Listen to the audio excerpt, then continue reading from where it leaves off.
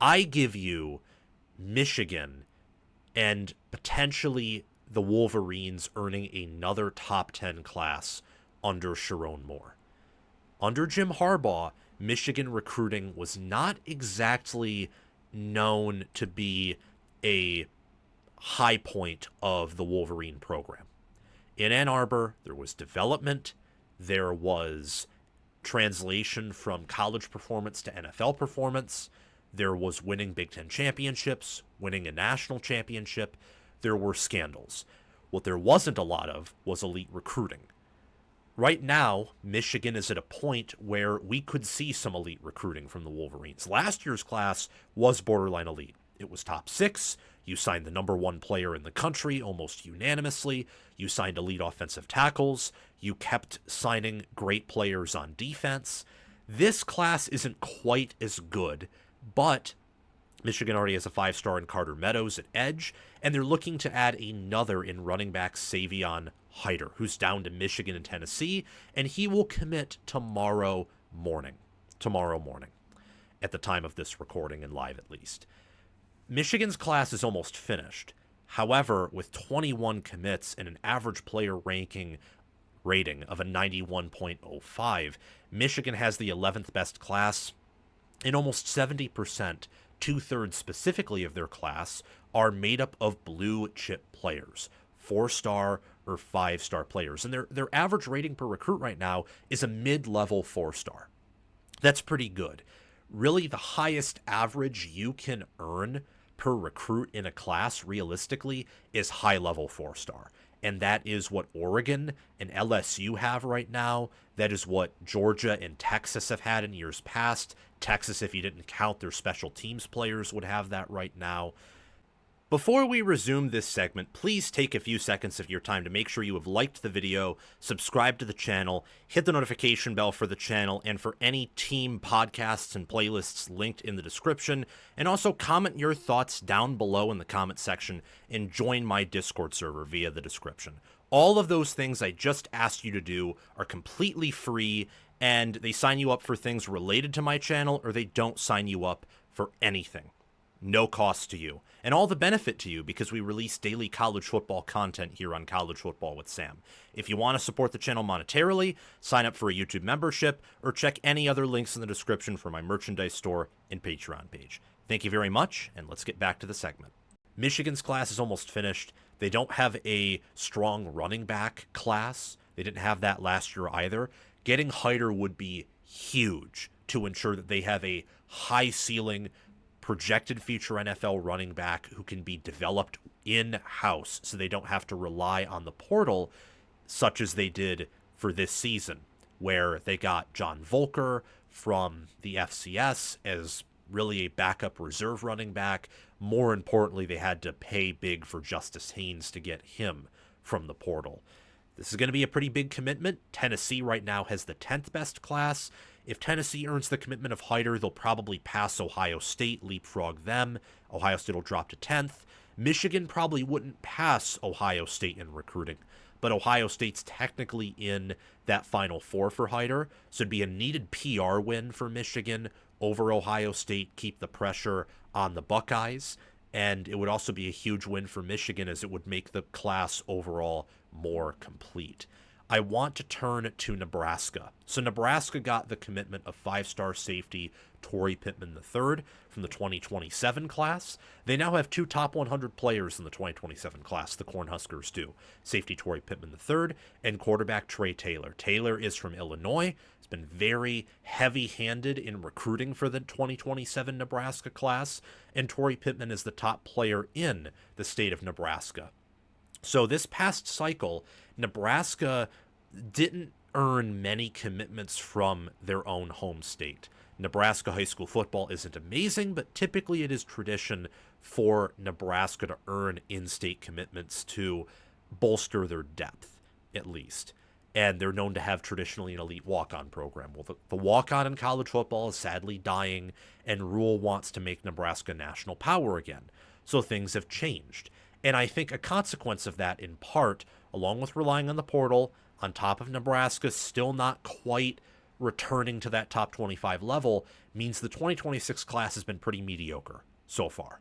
It might turn out to be Rhule's worst class at Nebraska so far. However, if Nebraska then wins this fall, and also if they are able to continue to accrue high-level players in the 2027 class, then I don't think that's a problem at all. As long as the long-term direction of the program is positive, and I think Nebraska has that, and that includes recruiting, that includes development, that includes coaching, that includes wins and losses and earned achievements on the field, then Nebraska fans will and should be happy.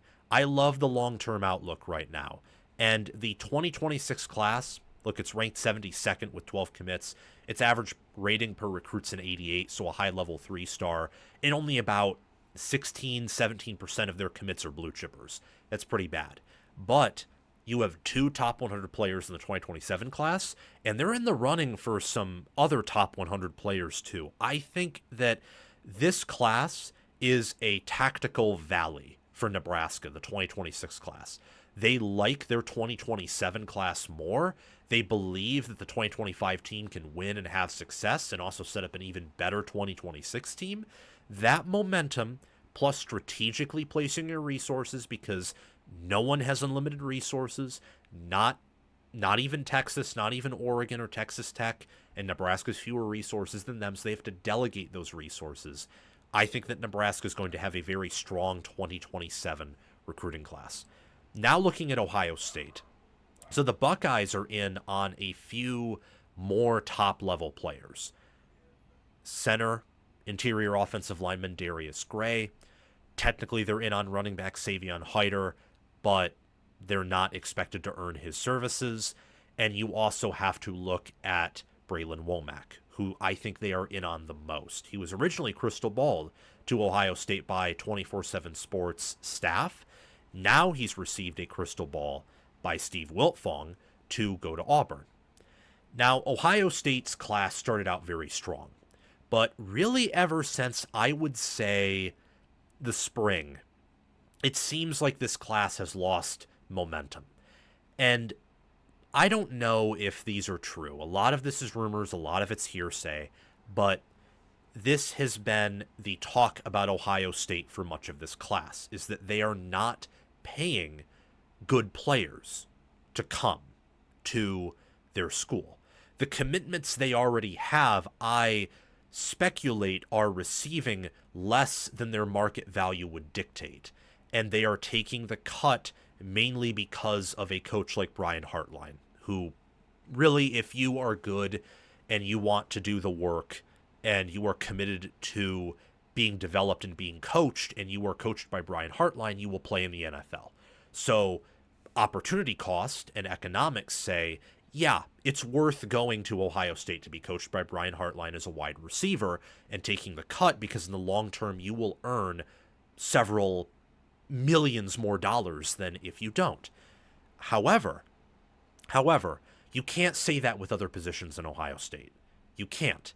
And I think you are seeing some of that with other positions where this class, for example, 5 of 21 of their commits are wide receivers. It is a wide receiver heavy class. They've gotten whoever they've wanted at wide receiver. They've retained them even with these reported NIL struggles. I mean, it's not even rumors, I don't think. I'm going to correct myself there. Mark Batoni, their general manager, has come out and said it's hard to build relationships with players and to earn their services or to pursue their services and then not be able to outbid another bidder, and therefore you don't get that commitment despite putting in all your resources to try to earn their services, to try and build a relationship with them.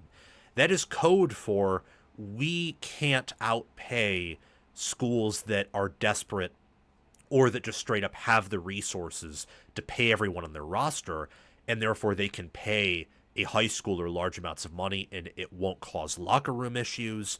It won't result in a freshman being paid more than a starter. You get the point. Ohio State, for whatever reason, right now does not have your Texas, Oregon, Texas Tech, and even many SEC school resources. I mean, Auburn does not have Texas or Oregon money. They don't. They don't have a Larry Ellison of Michigan. They probably don't have what Miami does. They certainly don't have what USC does, where they have like 4,000 around their ultra wealthy alumni of $30 million net worth or greater than that.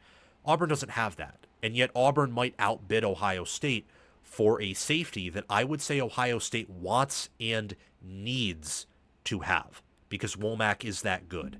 And Womack is not one of these players who has some red flags attached to them, I don't believe. Womack just seems to be someone who just wants to play football, wants to be good at it, and wants to have a future in that. So I don't know exactly what it is. This class is still good.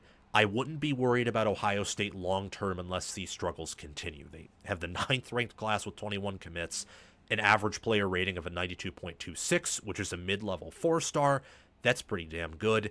And 2/3 of their roster are made up of 4- and 5-star players. So with Ohio State, I'm not sounding the alarm here. There are some who are, but I wouldn't do that quite yet. However, you should pay attention to their recruiting and the moves they are making in recruiting. And you should do that because 21 commits, a class of only 21 kids with almost a quarter of that class being receivers, that is not sustainable in the long term. If that class were to duplicate itself several times over, 2, 3, 4 times over, you would eventually get a roster that is no longer one of the best in America and that is not one of the favorites to win the national championship every year. So that's unacceptable. This class for Ohio State is unacceptable. Ohio State should be recruiting better than this. And they, at this point, can't believe I'm saying this, but with NIL, they need to get with the times here. I think that the class will be just fine. If this is just a one-off thing, it probably won't even make that much of a difference, if I'm being honest. But if this is something that continues for the next year, especially 2 years, 3 years, then we have a storyline to follow. So will Ohio State be able to earn the commitment of Brycen Womack or Darius Gray or any of these other players left on their board? We'll just have to see. It is a great class as of right now, but great is not the expectation at Ohio State. The expectation at Ohio State is elite, and this recruiting class right now is not elite. So there are your recruiting updates for the month of August. And now, thank you for watching College Football with Sam. Make sure that you've liked the video, subscribe to the channel, hit the notification bell for the channel and team playlists and podcasts in the description, join the free Discord server where we talk college football 24/7, and have commented your thoughts down below. Check out the description for any ways you can support the channel monetarily. Everything else I've asked you to do is completely free, and your support means the world to me. We're trying to become the next big thing on college football YouTube. 6-figure subscribers, maybe 1 million one day. I think we can do that.